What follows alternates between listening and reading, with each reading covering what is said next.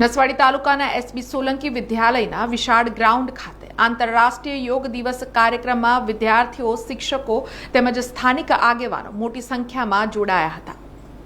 નસવાડી તાલુકાના એસબી સોલંકી વિદ્યાલયના વિશાળ ગ્રાઉન્ડ ખાતે 12મા આંતરરાષ્ટ્રીય યોગ દિવસના મહત્વ અંગે માર્ગદર્શન આપતા વક્તાઓએ જણાવ્યું હતું કે યોગ માત્ર વ્યાયામ કે આસનોનો સમૂહ નથી, પરંતુ શરીર, મન અને ચેતનાને એક સૂત્રમાં બાંધતી જીવન જીવવાની એક ઉત્તમ કળા છે।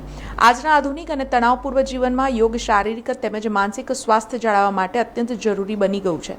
વધતી ઉંમર સાથે સ્વાસ્થ્યને ઉત્તમ રાખવા, માનસિક શાંતિ મેળવવા તેમજ જીવનશૈલીજન્ય રોગોથી બચવા માટે નિયમિત યોગ કરવાનું મહત્વ પણ સમજાવવામાં આવ્યું છે।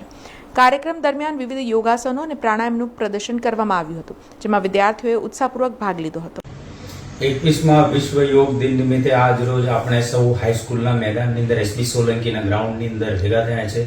ગ્રામજનો, ગુરુજનો, શિક્ષકો, પ્રાથમિક શાળાના શિક્ષકો, હાઈસ્કૂલના શિક્ષકો, સરકારી કર્મચારીઓ, પોલીસ સ્ટાફ, આંગણવાડી બહેનો તેમજ તાલુકા પંચાયતના તમામ સભ્યો અને તાલુકા પંચાયતના પ્રમુખ શ્રી વિનુભાઈ ભીલની ઉપસ્થિતિમાં આજરોજ વિશ્વ યોગ દિન નિમિત્તે સૌ ભેગા થયા અને ત્યારે યોગ કરવામાં આવ્યો, જેમાં ધ્યાન, પ્રાણાયામ અને વિવિધ પ્રકારના યોગ અને કસરતોનો સમાવેશ કરવામાં આવ્યો હતો।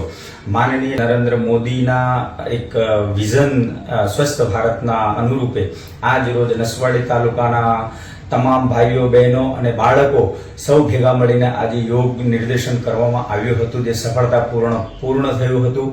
હું આ તબક્કે સૌ ગ્રામજનો, વિદ્યાર્થી ભાઈઓ, બહેનો તેમજ હાઈસ્કૂલના સ્ટાફ, પ્રાથમિક શાળાના શિક્ષકો સૌનો હું આભાર વ્યક્ત કરું છું। જય હિન્દ।